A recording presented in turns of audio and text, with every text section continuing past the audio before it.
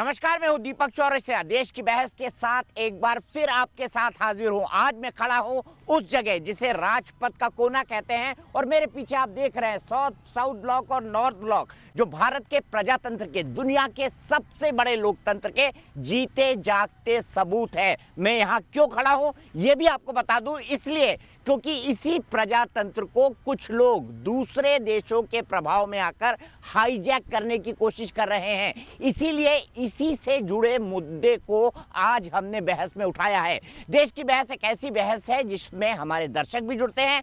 आप जो मुद्दा चुनते हैं हम उसे ही अपनी बहस का मुद्दा बनाते हैं। और आज आपने बहस का जो मुद्दा तय किया है वो भारत के प्रजातंत्र से जुड़ा है। इसीलिए प्रजातंत्र के उसी स्तंभ के सामने मैं रायसीना हिल्स पर खड़ा हूं, यहां पर सत्ता के उसी स्तंभ के सामने। और आज आपने बहस का जो मुद्दा तय किया है वो है जाकिर नाइक जैसे लोग जिहादी सोच क्यों फैला रहे हैं। 50% से ज्यादा लोगों ने इस पर वोट देकर इसको देश की बहस का मुद्दा बनाना चाहा है और इसीलिए आज हम इसी मुद्दे पर कर रहे हैं देश की बहस। सवाल यह है, जाकिर नाइक भारत का भगोड़ा है, उस पर आतंकवादियों को प्रेरित करने के, आतंकवाद फैलाने के, आतंकवाद को बढ़ाने के, मुसलमानों को आतंकवादी बनाने के कई सारे आरोप लगे हैं। भगोड़ा जाकिर नाइक इस वक्त मलेशिया के अंदर छुपा हुआ है, लेकिन वहां से वो भारत के इस महान प्रजातंत्र को चुनौती दे रहा है। वो कह रहा है कि मुस्लिम और दलित का ऐसा कॉम्बिनेशन बनाया जाए जिससे वो यहां पर राज कर सके। कोई बुराई नहीं है अगर राजनीतिक दृष्टि से देखा जाए, लेकिन क्या भारत के प्रजातंत्र को अब भगोड़े लोग प्रभावित करेंगे? आज उन लोगों की भी क्लास ली जाएगी जो जाकिर नाइक जैसी सोच का समर्थन करते हैं। इसीलिए बहस में मेरे साथ एक बड़ा पैनल भी जुड़ेगा। लेकिन आइए देखते हैं जाकिर नाइक ने कैसे इस जहर को फैलाने की कोशिश की है। जाकिर नाइक के जिहाद वाले जहरीले बोल, देश और दलितों को बांटने की नई चाल, राजनीतिक पार्टी बहाना, देश के हिंदुओं पर निशाना। There is a lot of onslaught against the Muslim minorities in India. It is being difficult for Muslims to live. कट्टरपंथ का जाल बिछाकर देश के मुसलमानों को उकसाने वाला जिहादी गुरु जाकिर नाइक लगातार जहर उगलता रहा है, मगर अब वो संघ और बीजेपी का खौफ दिखाकर बांटने के प्लान पर उतर आया है। उसके नए वीडियो में बहस छिड़ी है कि कैसे जाकिर नाइक जैसे कट्टरपंथी मीम और भीम कॉम्बिनेशन वाली राजनीति की दुहाई दे रहे हैं। जाकिर नाइक भड़काते हुए कह रहा है अब मुसलमानों को दलितों का हाथ थाम लेना चाहिए। We Muslims should only have one political party, and this political party should join hands with the other political parties which are not fascist, which are not communal. Number one, they should join hands with the Dalits. So we Muslims should be united under one political party and should keep our differences aside and keep our personal preferences. खुद को Islamic प्रचारक बताने वाला जाकिर नाइक मुस्लिम दलित आबादी के बहाने हिंदुओं के खिलाफ एक मोर्चा बनाने के लिए उकसा रहा है। जाकिर नाइक का लिटरेचर पाया गया है। मंगलवार को देश की बहस शो में बीजेपी प्रवक्ता नुपुर शर्मा ने भी आरोप लगाया कि जाकिर नाइक देश तोड़ने की साजिश रच रहा है और उसकी जगह सलाखों के पीछे होनी चाहिए। जाकिर नाइक उनको आगे क्या कहता है कि सारे इकट्ठे हो जाओ, फिर केरला आ जाओ और केरला के बाद हिजरा करो, जिसका मतलब है माइग्रेशन, इस्लामिक कंट्री में जाके रहने लगो। अरे भाई, आज तेरा मलेशिया में रहना इतना मुश्किल हो रहा है, तू अपने आप को इतना होशियार समझ रहा है। एक दिन ऐसा आएगा कोई देश तुझे नहीं अपनाएगा और तू वही होगा सलाखों के पीछे जहां तेरी असल जगह है। देश की बहस में आज इसी मुद्दे पर चर्चा करने जा रहे हैं कि क्या दलित मुस्लिम गठजोड़ के रास्ते जाकिर बच निकलने की कोशिश कर रहा है और कैसे जाकिर जैसे लोग देश के लिए अब खतरा बन चुके हैं। In a Muslim majority area, why?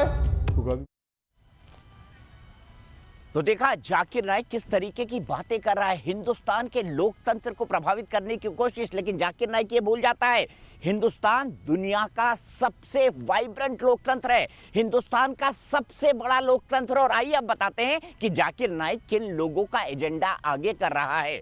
हमारा आज का सवाल भी इसी से जुड़ा हुआ है और देश की बहस में हमारा आज का सवाल है, क्या जाकिर नाइक आईएसआई के कहने पर इस तरह की भड़काऊ बातें कर रहा है, क्योंकि उसका एक सीधा लिंक आईएसआई से है। जिसकी भी बात होगी इसी पर आप वोट कर सकते हैं। वोटिंग का ऑप्शन आपको पता है, आप हमारे न्यूज नेशन के वेबसाइट के पेज पर जा सकते हैं, आप हमारे मोबाइल ऐप को डाउनलोड कर सकते हैं, आप हमारे ट्विटर हैंडल पर जा सकते हैं, आप हमारे फेसबुक पेज पर भी जा सकते हैं। और साथ ही साथ आप जानते हैं कि एक ऐसा शो है देश का जो अपने दर्शकों को साथ जोड़ता है, उनको बहस करने का मौका देता है। संजय पराशर मेरे साथ खरगोन से जुड़ जाएंगे। मैं अपने फैन को भी इंट्रोड्यूस कर देता हूं। मेरे साथ माजिद हैदरी जी आ गए हैं कश्मीर से। जाकिर नाइक को अपना आदर्श मानते हैं, जाकिर नाइक को महान मानते हैं, वो आदमी जो देश के कानून से भाग रहा है। माजिद हैदरी से इस पर भी सवाल होगा।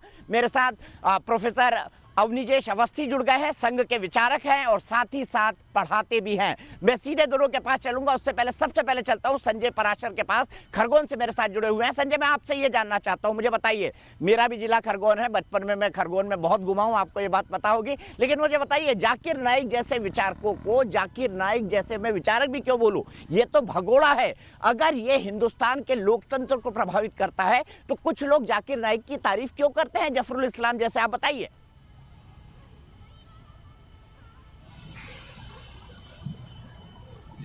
वास्तव में क्या है कि भारत का लोकतंत्र, जैसे कि आपने बताया कि निश्चित ही बहुत मजबूत है और पिछले 8 दशक से हम देख रहे हैं। यदि हिंदुस्तान की जो संविधान की लक्ष्मण रेखा है उसको पार करके ये अन्य देश में जाता है और वहां जाकर हिंदुस्तान में वैमनस्यता फैलाना चाहता है या यहाँ की राजनीति को प्रभावित करना चाहता है, ये असंभव है। इसके पीछे कारण ये है कि एक आदमी है जो जीवन भर अपनी तपस्या करता है, चुनाव लड़ता है, अच्छी पार्टियों से जुड़ता है और जनता की सेवा करता है, उसके बाद में वो चुनाव लड़ता है। यदि विदेश में रहने वाला कोई व्यक्ति जो भारत के संविधान की लक्ष्मण रेखा को पार कर चुका है और वो आके यदि हिंदुस्तान की राजनीति को प्रभावित करेगा तो ऐसा कदापि असंभव और कभी भी संभव नहीं हो सकता है। सही बात है संजय जी, ये हमारे देश के लोग होने नहीं देंगे। हिंदू, मुस्लिम, सिख, ईसाई, क्रिश्चियन, पारसी सब मिलकर ये होने नहीं देंगे। मेरे साथ 2 बड़े मेहमान जुड़ चुके हैं। मेरे साथ विवेक श्रीवास्तव जी जुड़ चुके हैं, लेफ्ट के नेता, और मेरे साथ राज्यसभा के सांसद और साथ ही साथ भारतीय जनता पार्टी के राष्ट्रीय प्रवक्ता सुधांशु त्रिवेदी जी भी हैं। सुधांशु त्रिवेदी जी, ये क्या हो रहा है? जाकिर नाइक के किसके इशारे पर कर रहा है और क्यों कुछ लोग जाकिर नाइक किस बात से सिंपैथाइज करते हैं? देखिए, जो कुछ हो रहा है ये कुछ नया नहीं है। एक शांति का मसीहा, शांति दूत बनकर ये कहते हुए कि आतंकवाद का कोई मजहब नहीं होता है, इसके तमाम क्लिप्स अवेलेबल हैं जिसमें साफ कहता है कि अगर ऐसी ऐसी स्थिति हो तो दूसरे व्यक्ति को सिर्फ मार ही देना चाहिए, वो व्यक्ति शांति का मसीहा है। और अभी आप देखेगा बहुत से शांति दूत जो आपके इस टीवी पर बैठे हुए हैं, उसके समर्थन में आके जोर जोर से बोलेंगे, इसमें कुछ भी नया नहीं। और रही बात जो वो कहते हैं दलितों को साथ देने की, तो मैं तो सिर्फ एक ही बात कहना चाहूंगा, जो पाकिस्तान से आए हुए हिंदू हैं उसमें 80 से 90% दलित हैं। क्या किया उनके साथ? और ये पहली बार नहीं हो रहा है। पाकिस्तान के पहले लॉ मिनिस्टर जोगिंदर नाथ मंडल थे जो दलित थे, और फिर उनके साथ क्या क्या हुआ उन्होंने खुद लिखा है कि दलितों के सामने गांवों में जाकर 2 ही ऑप्शन रखे गए, कन्वर्ट हो जाओ या खत्म हो जाओ। और इसके बाद लियाकत अली तत्कालीन प्रधानमंत्री ने उनकी कोई बात नहीं सुनी, दुखी होकर उन्हें वापस आना पड़ा। और मैं एक और बात कहता हूं, भारत के जिस हिस्से में मुस्लिमों का वर्चस्व हो गया जैसे कश्मीर, तो वहां पे तो आरक्षण जनगणना हो गया कि जो सफाई कर्मचारी का बेटा बेटी सफाई कर्मचारी बनेगा। और तो और भारत के मेनलैंड के अंदर जिस यूनिवर्सिटी में मुस्लिमों का दबदबा हो गया, चाहे जामिया हो या एमयू हो, दलितों का आरक्षण छीन लिया गया। तो हकीकत ये है और प्रचार ये है। तो अभी अभी राम मंदिर का शिलान्यास हुआ है ना, तो रावण जब सीता हरण करने आया था तो राक्षस था, परंतु वो साधु का वेश बना के आया था। भारतीय जनमानस इस हकीकत को अच्छी तरह समझता है। यह परंपराओं में हमारे रचा बसा है, सत्य की पहचान करने की क्षमता। ठीक है, सीधे माजिद हैदरी के पास चलता हूं। माजिद हैदरी जी, आप तो कई डिबेट में मेरे साथ बोल चुके हैं, जाकिर नाइक तो महान आदमी है। ये कैसा महान आदमी है जो ओसामा बिन लादेन की तारीफ करता है, मुसलमान को कहता है आतंकी बन जाओ, ये कहता है कि भारतीय लोकतंत्र के साथ एक षड्यंत्र करो? कैसे आदर्श बना रखे माजिद हैदरी आपने, और आज तो आपको खुलकर जाकिर नाइक की इस बात की मुखालफत करनी चाहिए। देखें दीपक साहब, आपने बहुत अच्छी बात से शुरू किया। आपने कहा कि डॉक्टर जाकिर नाइक माननीय पे दहशतगर्दी के आरोप हैं। बिल्कुल भगोड़ा सही बात जाकिर है। नाइक बोलिए। जो बांग्लादेश में जो दहशतगर्दी हमला हुआ भगोड़ा था जाकिर उसमें नाइक से बोलिए। देखिए मैं तो वो बताऊंगा आपको, अभी मैं पहले भगोड़ा जाकिर नाइक। देखिए माननीय सुधांशु त्रिवेदी जी भी यहां पर हैं, इसलिए मैं कुछ चीजें क्लियर करना चाहता हूं देश के सामने। देखिए उस पर इल्जाम है कि जो बांग्लादेश में जो आत्मघाती हमला हुआ उसमें से एक आतंकी जो था वो डॉक्टर जाकिर नाइक का चेला था, यही सबसे बड़ा आरोप आता है। तो चेला जो गलती करे उसकी सजा गुरु पर भी जानी चाहिए। तो नथुराम गोडसे चेला जो था ना वो सावरकर का चेला था। तो आज पहले आदरणीय सुधांशु त्रिवेदी जी कह दें कि महात्मा गांधी की हत्या में सावरकर का हाथ था। जब तक आप ये बात नहीं करेंगे माननीय जाकिर नाइक साहब के खिलाफ आप बात ना करें। भगोड़ा जाकिर नाइक। अरे नथुराम गोडसे करे तो चमत्कार, जाकिर नाइक करे तो एफआईआर, ये कहां का कानून आप चला रहे हैं? हम दलित मुसलमान सिख ईसाई सब भाई हैं आपस में, मेरे हिंदू भी भाई हैं। इस देश में एक देखिए इस देश में एक धर्म अलग है। बात करिए किसको सजा दी गई? कब दी सावरकर को सजा? मुझे बताइए सावरकर को कब सजा मिली? और उसको फांसी दी गई। मैं सैल्यूट करता हूं आज आपको कि आपने कहा इस देश का सबसे पहला आतंकी नथुराम गोडसे था। मैं आज आपको सैल्यूट करता हूं इस बात के लिए। लेकिन मैं ये बात आगे ले जाता हूं, इस मैं हमेशा कहता हूं, लेकिन आप बोलिए, अगर मैं ये बोल सकता हूं तो आप बोलिए भगोड़ा जाकिर नाइक। आप बोलिए भगोड़ा जाकिर नाइक। माजी धैत्री बोलिए भगोड़ा जाकिर नाइक। हिंदुत्व सावरकर का, गोडसे का धर्म है, हिंदुत्व किसी धर्म का नाम नहीं है। भगोड़ा जाकिर नाइक बोलिए। माजी धैत्री भगोड़ा जाकिर नाइक बोलिए आज आप। देखे कैसे कहूं, माननीय मैं बोलता हूं वो हमारे धर्मगुरु हैं, हमारे धर्मगुरु हैं। जैसे आरएसएस के लिए सावरकर धर्मगुरु है, मेरे लिए जाकिर नाइक धर्मगुरु है। धर्मगुरु है हमारे माननीय सावरकर एक महान इंसान थे। धर्मगुरु सावरकर से आप एक 2 टके के भगोड़े की तुलना कर रहे हैं। शर्म आनी चाहिए माजी धैत्री आपको। अरे 2 टके का भगोड़ा सावरकर, शर्म आनी चाहिए। दुनिया जानती है ब्रिटिशों का एजेंट था सावरकर। पहले आप उसको भगोड़ा बोलिए। आज जो आरोप माननीय डॉक्टर जाकिर नाइक पे लगता है, माजी धैत्री ये जो आप करते हैं ना, ये जो आप जैसे लोग पाकिस्तान को सिंपैथाइज करते हैं, कश्मीर में बैठकर इनकी असलियत पूरा देश जानता है। इसकी असलियत पूरा देश जानता है। आप वही घूमेंगे नाथुराम गोडसे आरती गाइए। आप लोग क्या करते हैं कश्मीर के अंदर? क्यों कश्मीरी पंडितों को मार के भगा दिया? इसका जवाब दीजिए। आप क्या कर रहे थे माजी धैत्री? तब सो रहे थे क्या? सो रहे थे माजी धैत्री जब कश्मीरी हिंदुओं को मारकर भगाया गया? आज आपके मुंह से नहीं निकलेगा भगोड़ा जाकिर नाइक। भगोड़ा जाकिर नाइक कैसे निकलेगा जब माननीय सुधांशु त्रिवेदी जी सावरकर को भगोड़ा नहीं कहेंगे, देशद्रोही नहीं कहेंगे, गांधी जी का हत्यारा नहीं कहेंगे, तो मैं माननीय डॉक्टर जाकिर नाइक के खिलाफ कैसे एक शब्द भी सुनूं? क्या साबित हुआ है माननीय डॉक्टर जाकिर नाइक के खिलाफ? अदालत में कुछ साबित नहीं हुआ है, सब झूठ है, सब झूठ की कहानी है। आप एक देवता समान इंसान को सुधांशु जी आ जाइए। इनके लिए सम्मानी है। ये जिस देश की थाली में खाते हैं उसी में छेद करते हैं माजी धैत्री जैसे लोग। माजी धैत्री मैं आपके लिए कह रहा हूँ कि आप जैसे लोग जिस थाली में खाते हैं उसी में छेद करते हैं। सुधांशु जी ये कह रहे हैं कि भगोड़ा नहीं है, सम्मानी है जाकिर नाइक। क्या होना चाहिए जाकिर नाइक के साथ? देखिए ऐसा है, अभी इन्होंने बोला कौन देशभक्त स्वतंत्र वीर सावरकर के लिए बोला। माजिद हैदरी जी आपको पता है सावरकर को 2 जन्मों के कारावास की सजा हुई थी। किस वर्ष में हुई थी पता है आपको? बताइए। 1910 में। बिल्कुल। और 1910 में उससे 6 साल पहले जब सुनिए तो मेरे भाई मेरा वाक्य पूरा होने दीजिए माजिद हैदरी। ब्रिटिश सरकार 1910 में सावरकर को ब्रिटिश सरकार ने 2 जन्मों के कारावास की सजा दी। 1910 में कांग्रेस का अध्यक्ष कौन था? क्यों छोड़ा उसे? अरे सुनिए, 1910 में कांग्रेस का अध्यक्ष कौन था? सरकार ने, क्योंकि सावरकर क्या मैं डिस्टर्ब नहीं किया था? आप बोल रहे थे माजिद हैदरी, गलत बात है। माजिद हैदरी आप बीच में नहीं बोलेंगे वरना मैं आपको सावरकर जी के बारे में अनचंद बोलते रहे, मैंने अपनी बारी का इंतजार किया। मेरी वाक्य तो पूरा होने दीजिए। अभी आपका सारा जो है दावा है पानी पानी हो जाएगा। 1910 में सावरकर को 2 जन्मों के कारावास की सजा होती है और 1910 में कांग्रेस का अध्यक्ष कौन था? विलियम बैटनबर्न, ब्रिटिश सरकार का सेक्रेटरी। जो ब्रिटिश सरकार के सेक्रेटरी के जूतों तले बैठे थे वो कह रहे हैं स्वतंत्रता का संघर्ष लड़ रहे थे, और जिसको 2 जन्मों की कारावास सजा दी गई उसी 1910 में।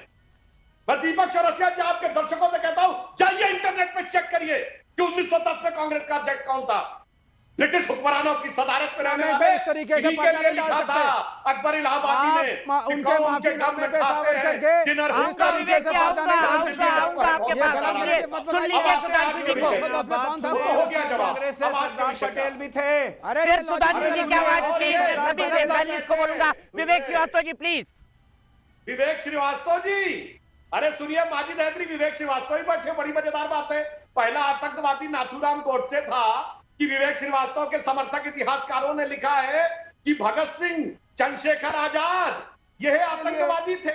आप लोग तो मिल गए थे अंग्रेजों से। तो कहते हैं उस जमाने में ये टर्मिनोलॉजी नहीं थी। अरे भगत सिंह तो कम्युनिस्ट थे, कॉमरेड भगत सिंह थे। कहने वाले भगत सिंह तो लाल सलाम वाले थे। भगत सिंह तो कम्युनिस्ट थे। चंद्रशेखर आजाद कम्युनिस्ट थे। भाई आप कब लड़े? विपिन चंद्र आप बताइए ना आरएसएस के किसी एक देशभक्त का नाम, किसी एक स्वतंत्रता सेनानी का नाम बताइए जो आरएसएस से था। कोई नहीं था उस जमाने में। आरएसएस और जनसंघ कभी आजादी के लड़ाई लड़ी, कभी नहीं लड़ी। आप लोगों ने अंग्रेजों से कॉम्प्रोमाइज किया, इस बात को मानिए।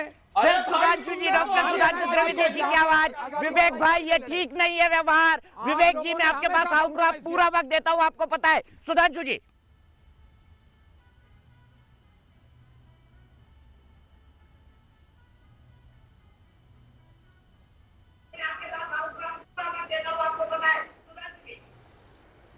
देखिए, मैं कह रहा हूं इतिहास की बात अपनी जगह हो, तो मैं एक और बात बता देना चाहता हूं विवेक श्रीवास्तव जी को और माजिद हैदरी जी को, जिनको आपने आतंकवादी कहा। ये रामप्रसाद बिस्मिल जी को जब फांसी हुई काकोरी कांड के लिए, तो अंग्रेजों का वकील कौन था? ब्रिटिश सरकार का वकील कौन था? जे.एन. मुल्ला, जो कांग्रेस का नेता थे। ये बताइए, क्रांतिकारियों के खिलाफ ब्रिटिश सरकार की तरफ से वकालत करने वाले और आजादी के बाद उनको किताबों में आतंकवादी लिखने वाले, ये आके खड़े होकर आज भाषण देते राष्ट्रवाद के ऊपर। मैं फिर कहता हूं, जाइए सारे दर्शक चेक कर लीजिए, ये फैक्ट को छुपाकर अपने तरीके से बोलते हैं और वही आज कर रहे हैं कि जाकिर शांति का मसीहा है। जाकिर नायक की एक नहीं दसियों तकरीर है जिसमें उसने ये कहा है कि यदि कोई व्यक्ति इस्लाम में मान्यता नहीं रखता है तो उसको मार देना चाहिए। मैं माजिद हैदरी से पूछता हूं, जाकिर नायक की इस बात को वो सही मानते हैं या नहीं, और क्या यह बात इस्लाम सम्मत है? यदि नहीं है तो जाकिर नायक की आलोचना करें कि वो इस्लाम का गलत इंटरप्रिटेशन कर रहा है, नहीं तो ये कहें कि जाकिर नायक सही कह रहा था, तो दलितों के साथ वो क्या सलूक करेंगे। ठीक है, मैं अपने पैनल से रिक्वेस्ट करता हूं क्यों कर रखे जाकिर नायक की वो बाइट जिसमें वो ओसामा बिन लादेन को आतंकवादी नहीं मानता। लेकिन उससे पहले मैं विवेक श्रीवास्तव के पास चलता हूं। आप जैसे लोगों ने और आपकी विचारधारा के लोगों ने, ये हकीकत है कि भगत सिंह को क्रांतिकारी थे, महान क्रांतिकारी और शहीद थे, उनको आतंकवादी लिखा, बिस्मिल को लिखा, जो उदाहरण सुधांशु जी दे रहे हैं। और आज लाल सलाम के नाम पर आप लिखा स्वतंत्रता अरे संग्राम आपको की नॉलेज उस नहीं लेगेसी है। को आप अपना सुनिए, नाम करते हैं अरे जिसका सुन कम्युनिस्टों लीजिए, से कोई लेना देना नहीं था। आप सुन लीजिए पहले, आप सुनिए आज और पहले आप बोलिए विवेक श्रीवास्तव, जब आप जाकिर नाइक को संबोधित करेंगे तो भगोड़ा जाकिर नाइक बोलेंगे और कोई संबोधन नहीं देंगे आप, तब मैं टेस्ट करूंगा कि कितने बड़े राष्ट्रभक्त हैं आप। पहले हम भगत सिंह पे बात कर लें। पहले भगत, बिल्कुल बहुत अच्छी बात है, पहले भगत सिंह पे बात कर लीजिए।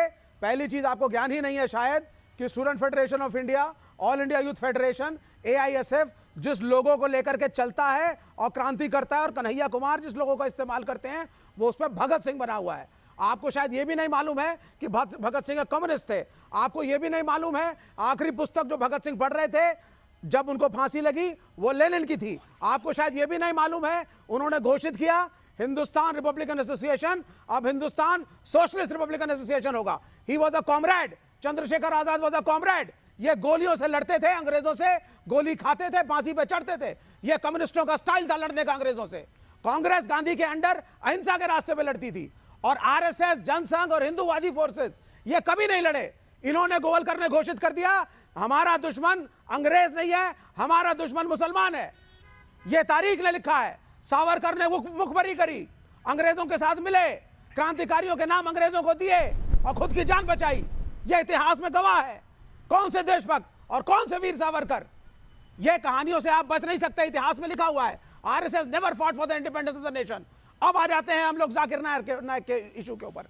जाकिर नायक, आसाराम बापू, राम रहीम, जितने धर्मगुरु हैं धर्म गुरुओं को राजनीति में नहीं आना चाहिए।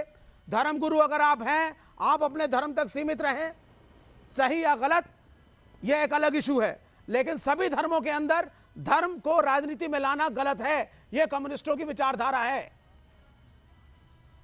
आई थिंक विवेक भाई, नाम भी आपने उनके लिए जो जेल में पड़े हैं, आशाराम को दीपक चौरसिया ने कभी धर्मगुरु नहीं माना। बिल्कुल साधु नहीं, बिल्कुल, शैतान कहता था उसको एयर पे, और राम रहीम की भी यही हालत थी। इस देश में महान संत और महान क्रांतिकारी पैदा हुए, थोड़ा उनका नाम याद कर लेते, थोड़ा आप उनका नाम याद कर लेते। मैं सीधे चलता हूँ सुधांशु जी के पास। सुधांशु जी, यहाँ पर सबसे बड़ा सवाल ये है, यहाँ पर सबसे बड़ा सवाल ये है कि धर्म के नाम पर मैं राजनीति नहीं करता, लेकिन विवेक श्रीवास्तव की पार्टी फिर मुसलमानों के तुष्टीकरण में क्यों खड़ी हो जाती है? जाकिर नाइक की जबान दबी जुबान से क्यों बोलती है? बिल्कुल तुष्टीकरण नहीं करते, हमारे लिए हिंदू मुसलमान एक बराबर है। आपसे सवाल नहीं है, सुधांशु जी से सवाल है। अब मैं जवाब देता हूं। विवेक श्रीवास्तव जी, आपके लिए हिंदू मुसलमान एक बराबर। तो जब कम्युनिस्टों की सरकार थी पश्चिम बंगाल में, तो आपके परिवहन मंत्री थे एक मिस्टर चक्रवर्ती, जिन्होंने काली मंदिर में जाके पूजा कर ली थी, तो उनपे कार्रवाई हो गई थी। प्रकाश कारत उस समय कम्युनिस्ट पार्टी के चीफ थे, और वही कम्युनिस्ट पार्टी केरल की विधानसभा में 2006 में कोयम्बटूर हमलों के मुख्य आरोपी अब्दुल नसीर मदनी को तमिलनाडु की जेल से छोड़ दिया जाए, इसके लिए सर्वसम्मत प्रस्ताव पारित करती है। सारे कांग्रेस के विधायक, सारे लेफ्ट के विधायक 117 के 117 समर्थन करते हैं और कहती है आतंकवाद किसी की रिहाई को डिमांड करते हैं, कोई बुराई नहीं है भाई। हर मुसलमान को आप आतंकवादी नहीं कह सकते। अगर तथ्यों का केरल के संसद में आतंकवादी को छोड़ा था, आपने कोयम्बटूर वाले को विवेक श्रीवास्तव भूल गए आप। वाह भाई वाह। देखिए, सुनिए, सुन लीजिए, आपका ज्ञान थोड़ा सा कम है सुधांशु त्रिवेदी जी। मार्क्सवाद की बुनियाद, religion is the opium of the masses. सुनिए, religion is the opium of the masses. धर्म समाज के लिए अफीम का काम करती है, और धर्म को राजनीति में नहीं होना चाहिए। मार्क्सवाद और कम्युनिस्ट इस पे आधारित राजनीति करते हैं। हमारे लिए बात हम नहीं मानते, सेक्युलर अंबेडकर के राज्य को हम मानते हैं। अगर हम आसाराम के खिलाफ बोलते हैं, जिससे नरेंद्र मोदी आशीर्वाद लेते थे, लाल कृष्ण आडवाणी आशीर्वाद लेते थे, यूट्यूब पे सैकड़ों वीडियो हैं कि आज का प्रधानमंत्री आसाराम के चरणों पे बैठा होता था। ऐसा प्रधानमंत्री है आपका, हम नहीं हैं ऐसे। हमारे लिए कोई धर्म गुरु माने नहीं रखता। हम देश और गरीब के लिए खड़े होते हैं, लेबर की लड़ाई लड़ते हैं, किसान की लड़ाई लड़ते हैं। ये धर्म के नाम पे राजनीति, धर्म के नाम पे राम के नाम पे वोट, ये लोकसभा में बता दीजिए, सीपीआई के कितने एमपी है लोकसभा में बता दीजिए। विवेक श्रीवास्तव जी, सीपीआई के कितने एमपी है लोकसभा में बता देता हूं। गरीबों की लड़ाई लड़ते हैं, सुन लीजिए, धर्मनिरपेक्षता की बातें करते हैं। बताइए कितने हैं? लड़ाई सुन लीजिए, 545 में कितने हैं? सुन लीजिए, हाँ बता देता हूं। गोवलकर को बेच के नरेंद्र मोदी खा गए। जो गोवलकर स्वदेशी के लिए खड़ा था, नरेंद्र मोदी 100% एफडीआई पे आ गए।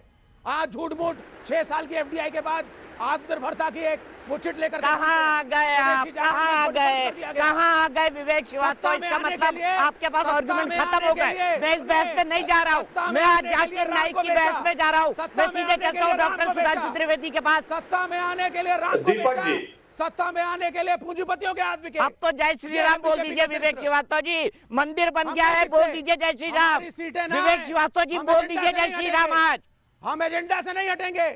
अरे भाई, जब अंतिम यात्रा जाती है तब भी ये बोला जाता है राम नाम सत्य है। अंतिम यात्रा जाएगी ना विवेक श्रीवास्तव जी, आपकी और मेरी, तब भी बोला जाएगा राम नाम सत्य है। नहीं बुलवाएंगे क्या? भारतीय जनता पार्टी की सरकार की, ये बीजेपी की सरकार की जब अंतिम यात्रा जाएगी, अभी जब ये सरकार गिरेगी, नाकामियों की वजह से डेवलपमेंट में कुछ किया नहीं है, तो सुधांशु त्रिवेदी जी इस सरकार के राम नाम सत्य जरूर बोलिएगा। और डेवलपमेंट के नाम 4 साल बाकी है सर चुनी हुई सरकार का। जब आखिरी साल आएगा तब बात करेंगे। मैं अवनीश जी के पास जाऊँ, उससे पहले डॉक्टर त्रिवेदी के पास जाता हूँ, फिर अवनीश जी के पास जाऊंगा। अवनीश जी, मैं आ रहा हूँ आपके पास। डॉक्टर त्रिवेदी, जवाब दीजिए। समाप्त हो गए। देखिए विवेक श्रीवास्तव जी, अभी कितने आक्रोश और आवेश में बोल रहे हैं, अपनी नाकाम हसरतों का मजार अपनी आंखों के सामने लिए हुए, कह रहे हैं धर्म एक अफीम है। मगर मैंने इनके साथ टीवी पे डिबेट की है राम मंदिर के शिलान्यास के मुहूर्त के विषय पर। धर्म एक अफीम है, मगर सबरीमला में पूजा कैसे हो, इसके लिए कम्युनिस्ट पार्टी की सरकार उसको इंश्योर करने के लिए पूरी शिद्दत के साथ काम करती है। और एफडीआई की बात करते हैं, महिलाओं के हक कम्युनिस्ट के लिए पार्टी की तो लड़ेंगे हम। विचारधारा ही एफडीआई से आई है। महिलाओं के ये हक मार्क्स के और लिए लेनिन लड़ेंगे भारतीय है क्या? आप उधार महिला की विरोधी हैं। मानसिकता फॉरेन डायरेक्ट आप इन्वेस्टमेंट महिला की विरोधी आइडियोलॉजी हैं। में है। आप वो महिला फॉरेन विरोधी डायरेक्ट हैं। इन्वेस्टमेंट नहीं, सबरीमाला foreign विवेक जी direct बीच में मत ideology। बोलिए प्लीज, Foreign विवेक जी को direct ऑडियो नहीं जाएगा अभी। ideology वाले बात। देखिए विवेक श्रीवास्तव, मैंने डिस्टर्ब नहीं किया था, तथ्य कठिन होते हैं मैं समझ सकता हूं, मगर अपने अपने टर्न पे बोलना चाहिए। और राम नाम सत्य की जहां तक बात है, त्रिपुरा हारने के बाद अब इस देश में कम्युनिस्टों के 3 ही पुर रह गए, एक केरल, एक जेएनयू और एक मीडिया और इंटेलेक्चुअल्स का एक वर्ग, other than north Korea and Cuba. और इन्होंने गरीबों को कहां पहुंचाया ये पूरे दुनिया ने देखा। जब हम बच्चे थे तो कलकत्ता सबसे बड़ा इंडस्ट्री का केंद्र था, और जब तक ये आया है कलकत्ता इतना पिछड़ गया कि मुंबई और दिल्ली से पीछे नहीं, वो बेंगलोर, चेन्नई, हैदराबाद, अहमदाबाद और गुड़गांव से भी पीछे चला गया। क्या गरीबों के साथ किया? सिंगूर नंदीग्राम में उद्योगपतियों के लिए गोली चलवाई, किसने? पुलिस ने नहीं, इनके पार्टी कैडर ने। किसके ऊपर? किसान मजदूर के ऊपर। और उसके बाद हसिया वाली का निशान, उसके बाद इनके चेहरे लाल नहीं हुए, लाल सलाम वालों के।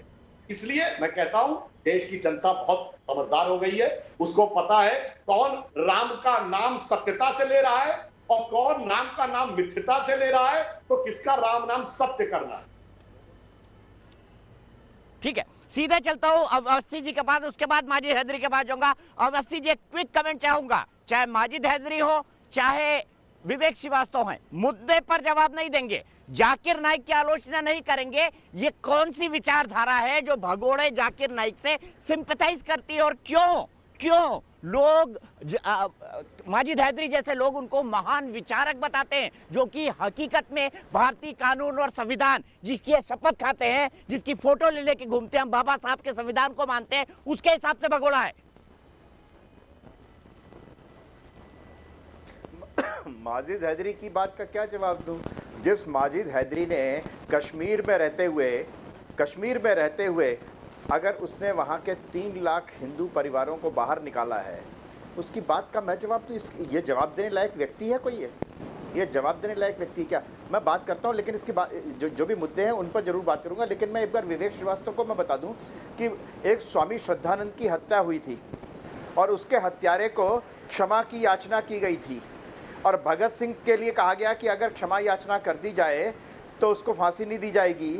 तो कम्युनिस्ट पार्टी ने उसने क्षमा याचना भी नहीं की। एक बात, उससे ज़्यादा बड़ी बात मैं बता देता हूँ, और आप जिस दिन चाहोगे विवेक श्रीवास्तव, उस दिन प्रमाणों के साथ बैठूंगा।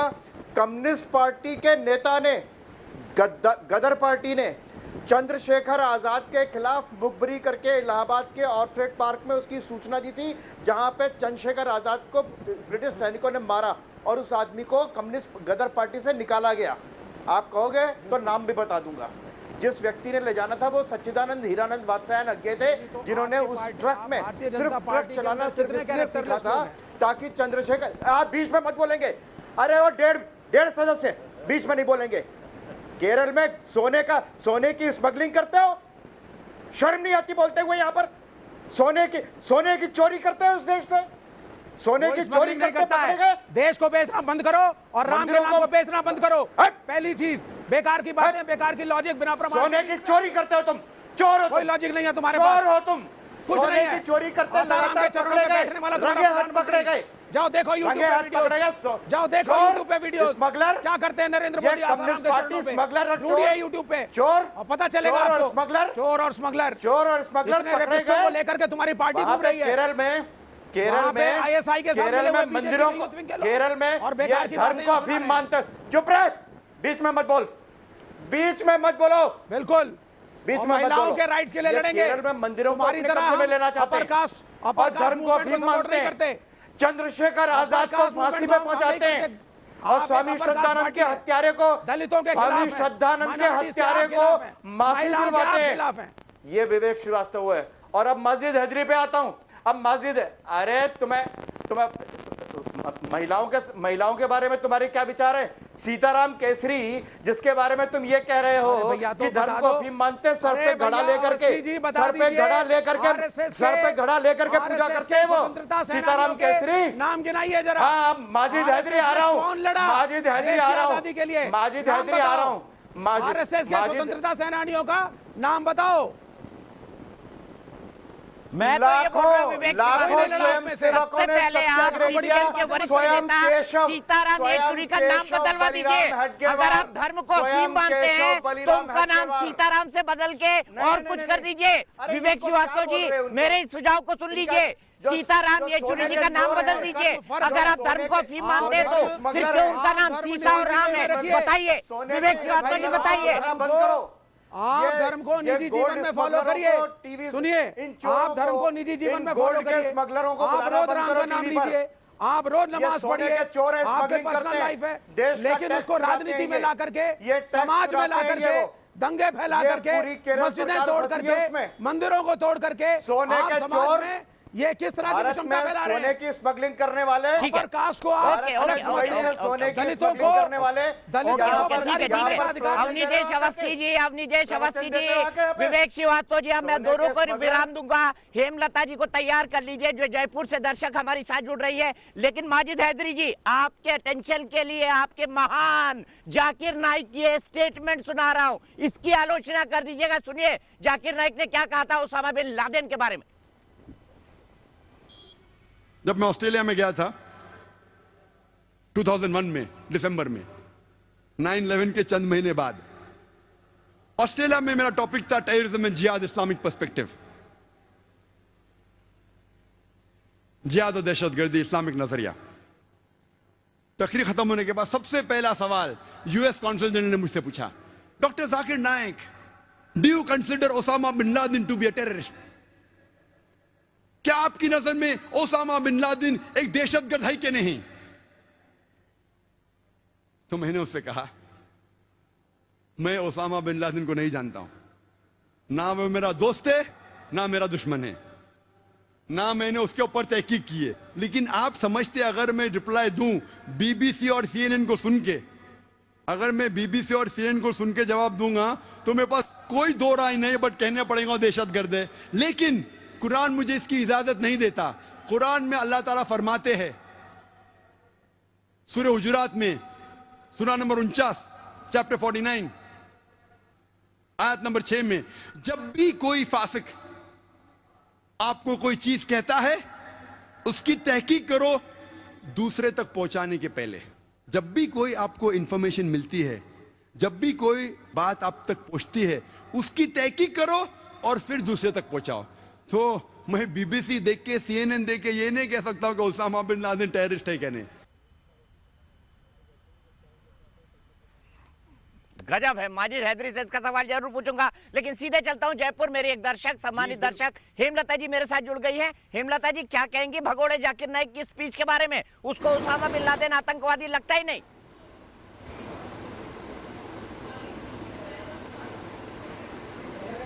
Sir, first of all salute national news, और आपको दीपक जी, आपको बहुत बहुत पूरे सनातनियों की तरफ से, देश की तरफ से नमन है कि आप इस प्रकार के जो मुद्दे उठाते हो देश और धर्म के लिए। आपने पहले मेवात का मुद्दा उठाया, मैं पुनः आपको सैल्यूट करती हूं। और आज के मुद्दे पे मैं अगर आती हूं तो मैं कहना चाहूंगी कि ऐसे दो कौड़ी के जाकिर हुसैन की हिम्मत, जाकिर नाइक की हिम्मत कैसे हो जाती है? वो देश के लिए, वो धर्म के लिए इस प्रकार की बातें करते हैं। तुम्हें शर्म आने की बात है कि तुम कौन सी बात करते हो दलितों की? भैया, तुम पिछले 1400 वर्षों से सिया और सुन्नी एक नहीं हो पाए। तुमने म्यांमार में बौद्धों को निकाल के मारा है। तुम कश्मीर में दलितों का क्या हाल करके रखे थे कि उनको नाली साफ करने के अलावा तुमने कभी बढ़ने नहीं दिया।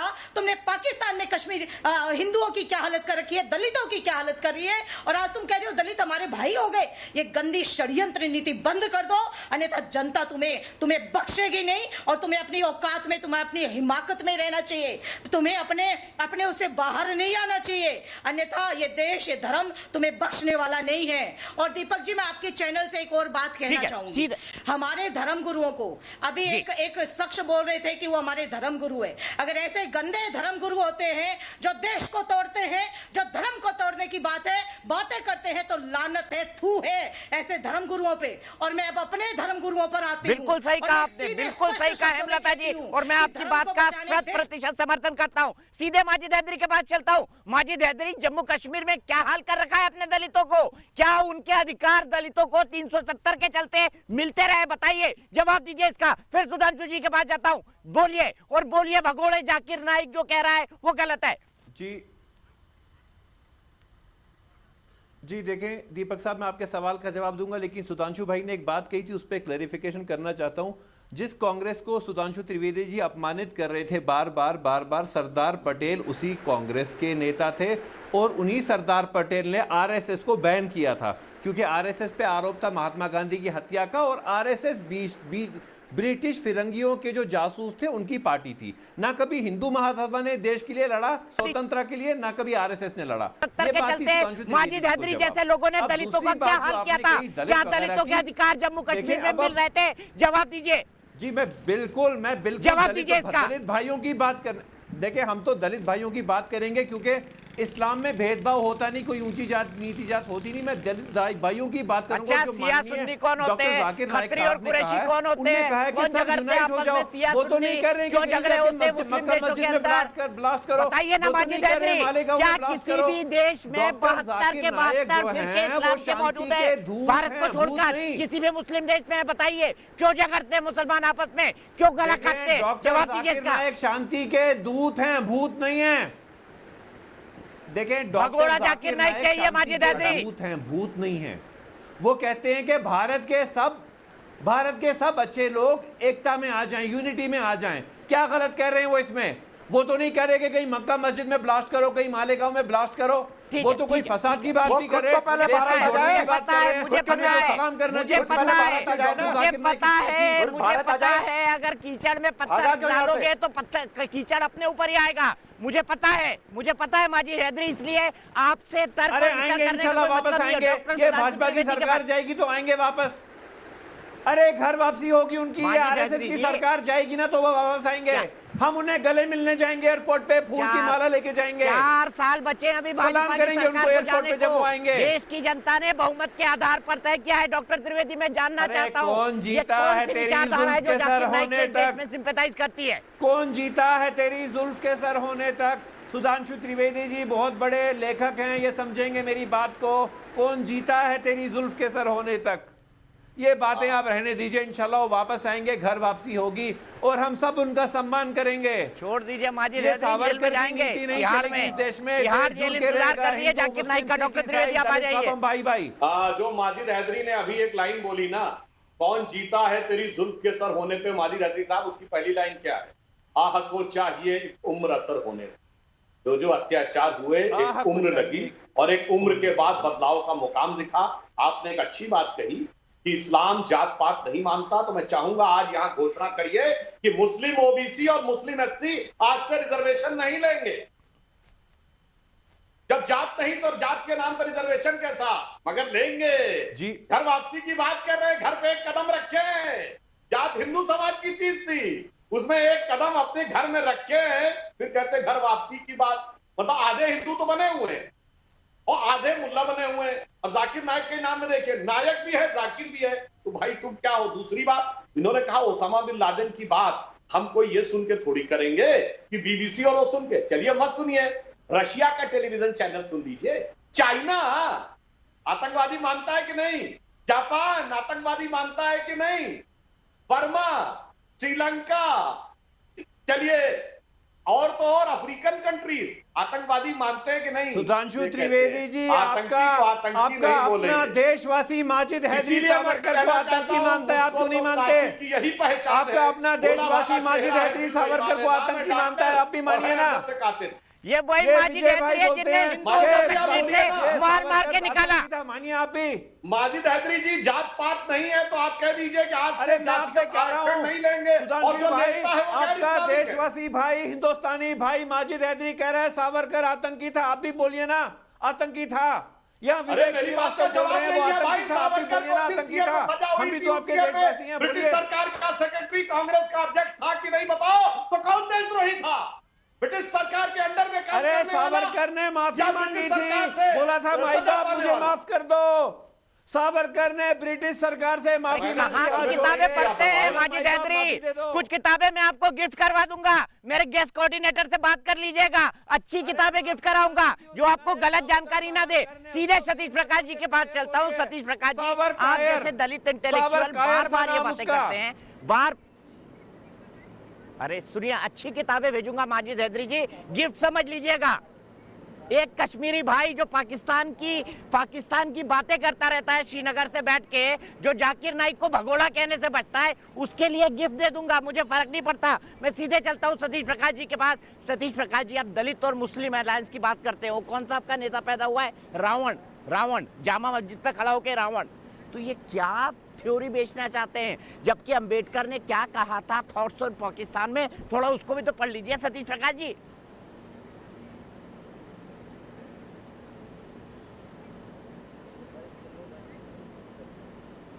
नहीं, देखिए दीपक जी, आपकी बहुत सारी डिबेट को मैंने बड़े ज्ञान से सुना। देखिए, आप जाकिर नाइक के ऊपर चर्चा कराना चाहते हैं। भारतीय परिवेश का दुर्भाग्य ये है कि जाकिर धर्म से तो मुसलमान है, लेकिन जात से वो कहीं ना कहीं नाइक है। आप देखिए, सुनिए, अरे भाई, अरे वो दलित थोड़ा ही है, जात से तो नाइक है ना। नाइक कहाँ दलित होते हैं बताओ ना, आप कैसी बात कर रहे हो आप? सुनिए, देखिए, इतिहास की बातें करना अलग बात है। तमाम सुधांशु जी ने तमाम इतिहास की ज्ञान की बात बताई। अगर उनको गोडसे आतंकवादी नहीं चाहिए, उसको डिफाइन करने के लिए वो आपने चंद्रशेखर आजाद जी का भी नाम लिया है ना, आपने भगत सिंह जी का भी नाम लिया। देखो, मैं ये नहीं है, देखो मुझको इतिहास में नहीं जाना, मैं तो वर्तमान की बात करता हूँ। हम बाबा साहब के अनुयायी है, भगवान बुद्ध के अनुयायी है, हमको वर्तमान में बात करनी है। हमको आप ये बताइए कि चलिए, पाकिस्तान के दलित बुरी स्थिति में है, जम्मू कश्मीर के दलित बुरी स्थिति में है, तो एक सवाल आज भी बता दीजिए ना। आज मुझे ये बताइए कि इतिहास पे आप चर्चा कर रहे हैं, आज का अखबार भी पढ़ा आपने? आज के अखबार की एक कहानी सुनाता हूं आपको। आज के अखबार में बरेली की एक दलित बच्ची जो 12वीं क्लास में है, वो स्कॉलरशिप, जानते हैं आप, दलित बच्चे जो पढ़ते हैं, सरकार उनको जो वित्तीय सहायता देती है, उसके लिए उनको स्कॉलरशिप मिलता है। वो स्कॉलरशिप फॉर्म भरने के लिए जाती है और रास्ते में उसके साथ लोग बलात्कार करते हैं और उसको जिंदा जंगल के अंदर छोड़ देते हैं। उत्तर प्रदेश की पुलिस के पास जब उनके परिवार के लोग जाते हैं, बाकायदा वहाँ मोबाइल खुला हुआ है जंगल के अंदर, उसकी जाकिर नाइक पर बात करिए ना सर। उत्तर प्रदेश की कानून व्यवस्था पर क्यों बात कर रहे हैं? फिर डिबेट कर लेंगे सतीश प्रकाश जी। मुझे पता है आपका इंटरेस्ट उत्तर प्रदेश में, पर सुन लीजिए ना, जाकिर नाइक के आप जैसे इंटेलेक्चुअल की थ्योरी क्यों दे रहे हैं कि दलित और मुस्लिम अलायंस हो जाना चाहिए, जिसको रावण लेके घूम रहे हैं? जवाब दीजिए ना इसका। आपको जी, उत्तर प्रदेश की कानून व्यवस्था पर एक दिन हम बात कर लेंगे। अरे रावण नहीं, या आपकी थ्योरी जाकिर नाइक तक कैसे पहुंच गई? आपकी थ्योरी जाकिर नाइक तक कैसे पहुंच गई? कर सकता हूं मैं, रावण के ऊपर भी चर्चा कर सकता हूं। आप मुझे ये बताइए दीपक जी, सुनिए, देश में बीजेपी की सरकार है, हिंदुओं के सबसे बड़े ठेकेदार ये हैं। जब बीजेपी राजनीतिक रूप से कहीं ना कहीं फंस जाती है, उसको मौलाना साद, अगर कोरोना पे फंसती है तो उसको मौलाना साद चाहिए, अगर देश की सीमाओं पे फंसती है तो उसको कहीं ना कहीं जाकिर नाइक चाहिए।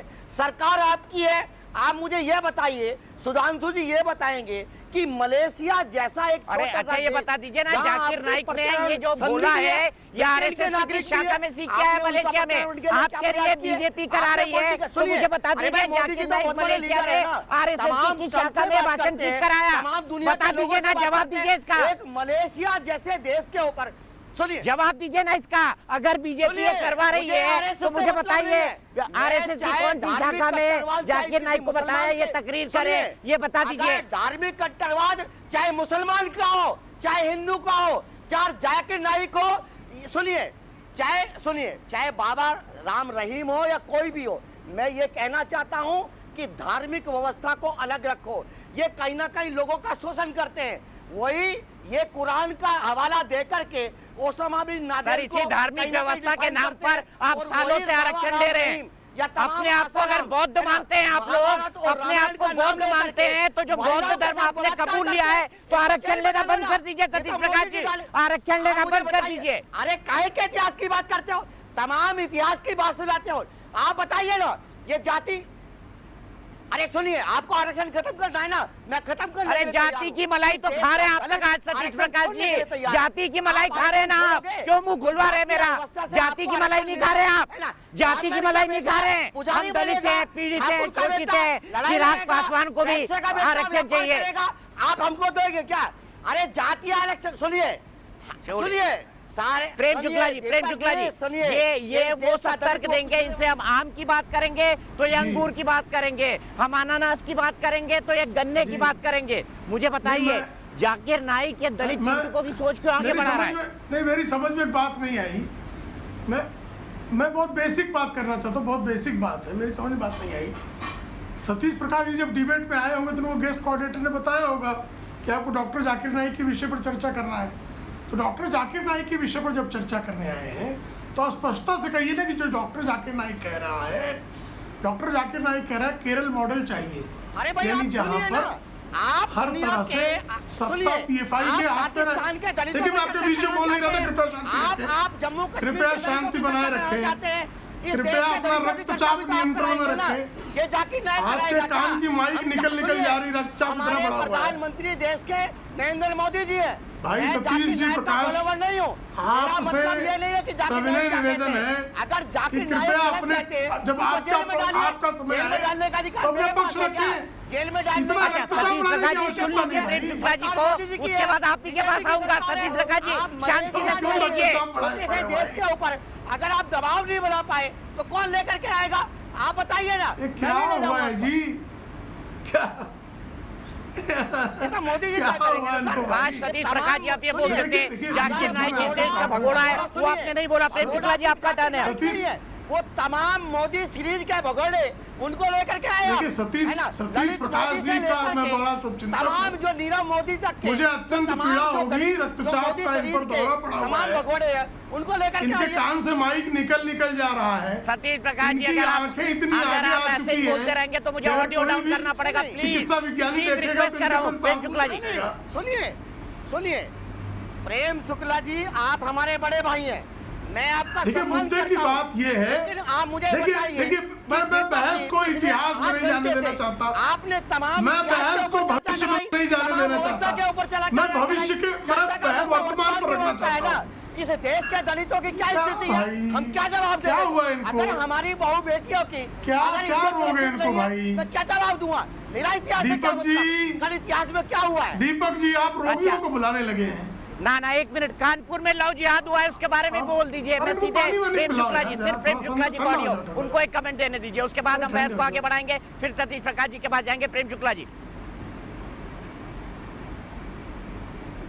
नहीं, मेरी समझ में नहीं आ रहा है कि जिस विषय पर चर्चा है, डॉक्टर जाकिर नाइक ने, मैं डॉक्टर कहने को लगाने की आवश्यकता नहीं है, फिर भी मैं डॉक्टर लगा रहा हूं, भगोड़ा जाकिर नाइक, आतंकवादी जाकिर नाइक, इस देश का भगोड़ा है, जो दुष्ट है और जो कांग्रेस को चंदा देता है, उसके कारण कांग्रेस के जो समर्थक दल और विचारक हैं, वो एक भगोड़े को, आतंकवादी को, वो कह रहा है कि केरल मॉडल में एक ऐसी सरकार बनाई जाए जिसमें किसी का हाथ काट लिया जाए, कहीं चौराहे पे गाय काट दी जाए, कहीं किसी का हाथ की हत्या कर दी जाए, पॉलिटिकल लिंचिंग कर दी जाए, पॉलिटिकल लिंचिंग कर दी जाए तो उसको जो है दबाने की उसमें प्रक्रिया हो, यानी इस्लामी शरिया के अनुसार साम्यवाद का शासन चले।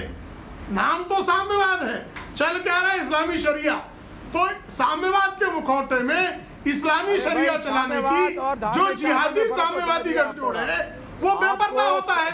तो सीधा मुद्दे की बात की जाए कि जिहादी और साम्यवादी। एक दर्शक को